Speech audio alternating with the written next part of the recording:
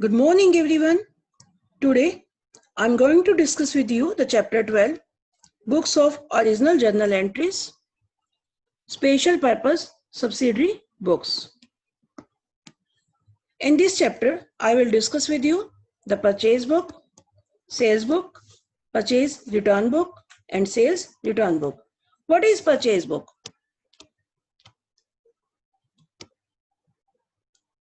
Purchase indicates for purchase of goods. It means in purchase book only goods are entered. Only goods को यहाँ पर enter किया जाता है. Goods means goods are the items in which business deals. यानी goods में ऐसी items आती है, यानी वो items आती है. These are the articles which are bought for resale.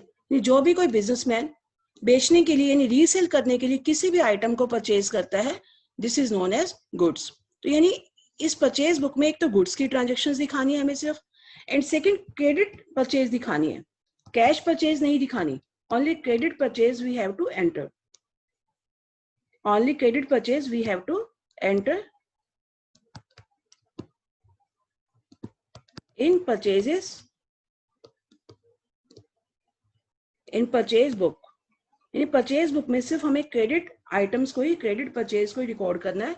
यानी इट मींस एक तो इसमें सिर्फ गुड्स की एंट्री करनी है, एसेट्स नहीं लेनी. एसेट्स को हमने यहाँ पर एंटर नहीं करना है, एक तो सिर्फ गुड्स की एंट्री करनी है. सेकंड क्रेडिट परचेज की एंट्री करनी है. कैश वाली एंट्री इसमें नहीं आएगी. And what is the difference between goods and assets? Suppose a firm dealing in cloth purchases cloth. यानी कोई भी फर्म क्लॉथ में डील कर रही है, क्लॉथ परचेज कर रही है, तो it will be treated as purchase of goods and will be recorded in the purchases book. But if the same time the firm purchases furniture, it will be termed as purchase of an asset and this asset will not be recorded here. यानी purchase book में सिर्फ उन्हीं items को, उन्हीं goods को record किया जाता है जिसमें फर्म डील कर रही है, और जो एसेट्स है उन्हें, जिसमें यानी फर्म डील नहीं कर रही, उन्हें रिकॉर्ड नहीं किया जाता. Now I am going to discuss with you the format of purchase book.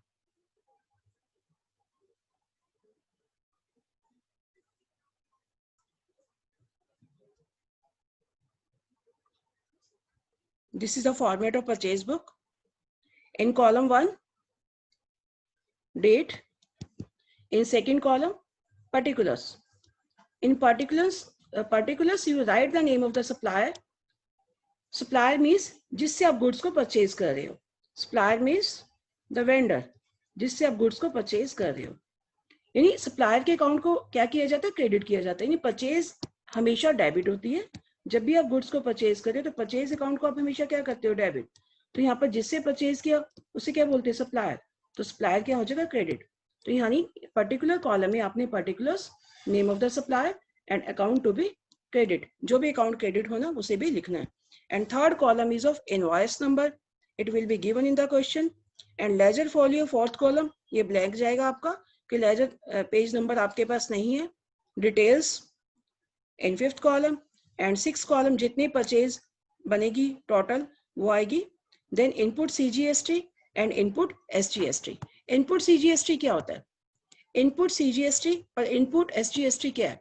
यानी जब भी कोई फर्म इंट्रा ट्रांजेक्शन्स होती हैं, यानी एक ही स्टेट के अंडर परचेज और सेल होती है तो उसे बोलते हैं इंट्रा ट्रांजेक्शन्स. यानी परचेज एक ही स्टेट के अंडर यानी डिफरेंट सिटीज के अंडर की जाती है तो उस समय इनपुट सीजीएसटी और आउटपुट इनपुट एसजीएसटी टैक्स लगाया जाता है. एंड इनपुट आईजीएसटी अप्लाई होता है इंटर स्टेट के लिए. इंटर स्टेट मतलब जो दो स्टेट्स के बीच में ट्रांजेक्शन्स होती है. तो आपने क्वेश्चन में जरूर चेक करना है कि ये इंटर स्टेट ट्रांजेक्शन है, ये इंटर स्टेट है. इंटर स्टेट है तो सीजीएसटी और एसजीएसटी लिखना है. अगर इंटर स्टेट है तो आईजीएसटी में टैक्स की एंट्री करनी है. एंड टोटल अमाउंट जो एंड में आएगी. Now I am going to discuss with you the question 1.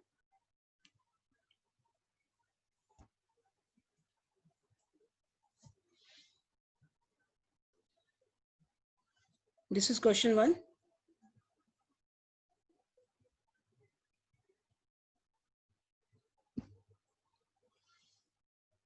In this question, enter the following transactions in the purchase book of Pawan Electric Store, New Delhi, assuming CGST at the rate of 6% and SGST at the rate of 6%. यानी CGST भी 6% है और SGST भी 6% है. और आपने इस purchase book में एंट्री करने से पहले ही देखना है कि बिजनेस किस चीज का, इलेक्ट्रिकल अप्लायंसेस का है. यानी सिर्फ आपने इलेक्ट्रिक आइटम को ही यहाँ पर रिकॉर्ड करना है.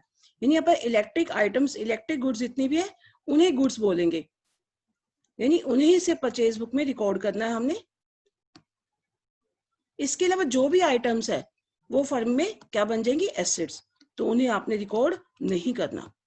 और सेकंड बात आपने क्या ध्यान रखनी है, आपने क्रेडिट आइटम्स को रिकॉर्ड करना है, यानी कैश वाली परचेज को आपने रिकॉर्ड नहीं करना. थर्ड आपने क्या चीज देखनी है, यानी फर्स्ट तो आपने देखना है गुड्स है कि नहीं है, सेकंड आपने देखना है क्रेडिट और कैश है, थर्ड आपने देखना है टैक्स कौन सा लगना है, जीएसटी कौन सा लगना है, इंटरस्टेट है, इंटरस्टेट है, यानी यहाँ पर दिल्ली है, दिल्ली के अंदर जितनी भी परचेज हो रही है तो उसमें लगेगा सीजीएसटी, यानी इंटरस्टेट है सीजीएसटी, और एसजीएसटी हमने जीएसटी लगाना है. तो ये बात तीन जो है थिंग्स आप you have to keep in your mind before solving this question. Now in date column 2017 year June 2, purchased goods from Surya Electric Store. अब ये इलेक्ट्रिक स्टोर ही है, ये तो आगे समझ, मतलब इसको अपने रिकॉर्ड करना है यहाँ पर.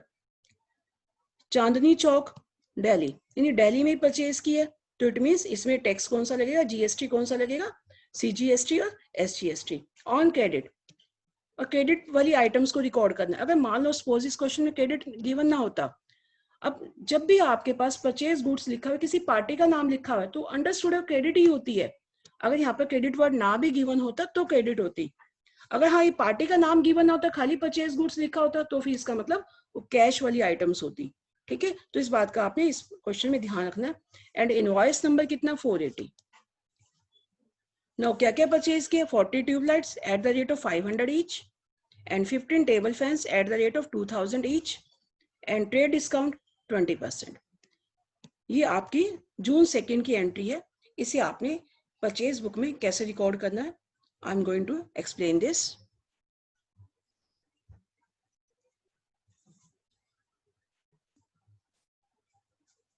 We are going on the solution. This is a solution. Now particulars column में यानी हमने डेट में सबसे पहले ईयर लिख देना एक ही बार, जून 2. हमने गुड्स किससे परचेज किए, Surya electric store Chandni Chowk Delhi. Supplier का नेम आ गया. जो जो आपने परचेज किया, क्या क्या परचेज किया था हमने, 40 tubelights eight the rate of 500 each, 15 table fans eight the rate of 2000 each. तो आपने और इनवॉइस नंबर वाले कॉलम में आपने इनवॉइस नंबर लिख दिया. तो आपके पास यहाँ पर 40 tubelights eight the rate of 500 each कितने की होगी, 40 × 500, ये बन गया आपका 20,000. तो डिटेल वाले कॉलम में लिख दोगे आप 20,000.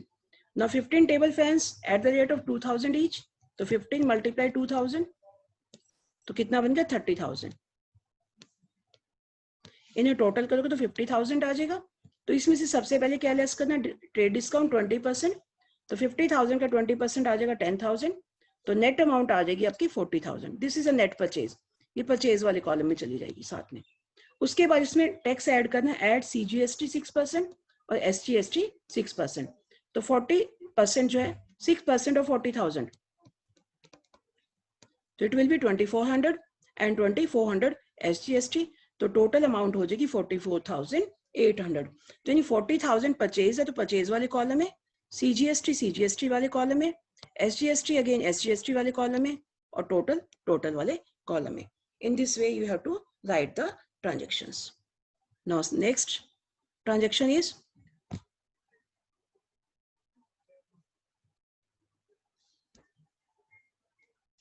now come to the question. Second transaction, June 10, bought goods from New Light Traders, Connaught Place, New Delhi, on credit, invoice number this. अब आगे वही same, Connaught place new Delhi है, इट मीन्स इसे आपने रिकॉर्ड करना है. और क्रेडिट पे है, ना भी लिखा होता है, जब नेम आ गया पार्टी का तब भी रिकॉर्ड करना है. और आपने ये देखना है कि इसमें इलेक्ट्रिकल अप्लायंसेस ही आने चाहिए. और आइटम आ गई तो उसे आपने रिकॉर्ड नहीं करना। या 10 सीलिंग फैंस है 3000 ईच, 20 इलेक्ट्रिक आयरन है 500 ईच एंड ट्रेड डिस्काउंट 10%। अब इस आइटम को हमने वहां पर रिकॉर्ड करना है, तो let's record these items. Now June 10, write the name of the supplier, New Light Traders, Connaught Place, New Delhi. 10 ceiling fans at the rate of 3000, it will be 30,000. 20 electric irons at the rate of 500, 20 multiply 500, it will be 10,000 and total will be 40,000. Same जैसे अपने previous जो ऐसे ई वाला transaction के same वैसे ही करना है आपको। लेस ट्रेड डिस्काउंट 10%, तो 40,000, 10% ऑफ 40,000 इज 4,000, तो इतना आ गया आपके पास। नेट अमाउंट आ गया 36,000, ये आपकी आ जाएगी परचेजेस वाले कॉलम में। Now add CGST 6% and SGST 6%, तो 6% of 36,000 it will B 2160 and 2160 और टोटल हो जाएगा आपका 40,320। अब CGST वाले कॉलम में, SGST वाले कॉलम में और टोटल अमाउंट वाले कॉलम में। Now next transaction,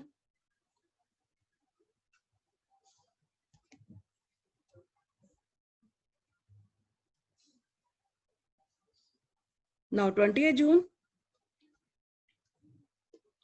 purchase goods from Ravindra electric company. Electric है, इसके रिकॉर्ड तो करना ही करना है। पटेल नगर है, न्यू दिल्ली है, यानी ये भी इंट्रा स्टेट ट्रांजेक्शन्स होगी। तो आपके पास क्रेडिट है, ये वर्ड भी गिवन है। इनवॉइस नंबर वाले कॉलम में जाएगा। Same 100 dozen bulbs at the rate of 600 per dozen and 20 water heaters at the rate of 1000 each, less trade discount. Let's do this transaction.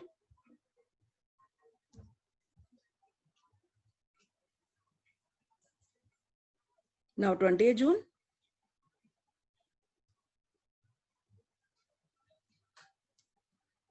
this is June 20. Write the name of supplier first, Ravindra Electric Company, Patel Nagar, New Delhi.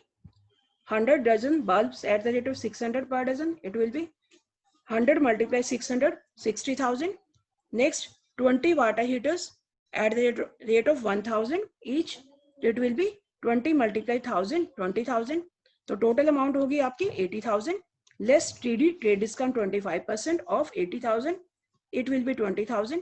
Now net amount is 60,000, तो 60,000 you will write the column of purchase. Now CGST and SGST 6%, it will be 3600 और 3600 और 20 total जो आपका total वाले column में आ जाएगा। Now let's see the next transaction.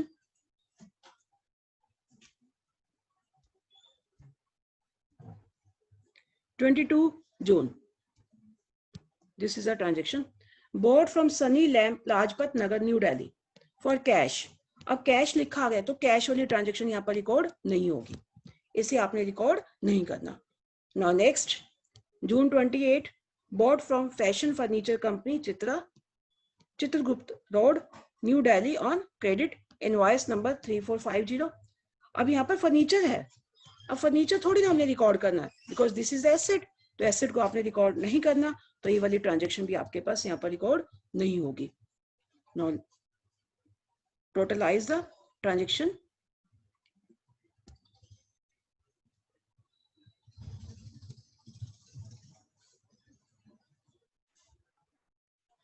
Now we will totalize all the column. We write here total, last date of the month June 30th in month column. Now total of purchase is 40,000 plus 36 plus 60, it will be 1,36,000. And inputs as CGST 2400 2160, 3600, it will be 8160. Now inputs SGST, the same amount will be there. Now total amount, totalize 44,800, 40,320, 67,200, it will be 1,52,320. In this way, you can easily solve question 2 also. Thank you and have a nice day.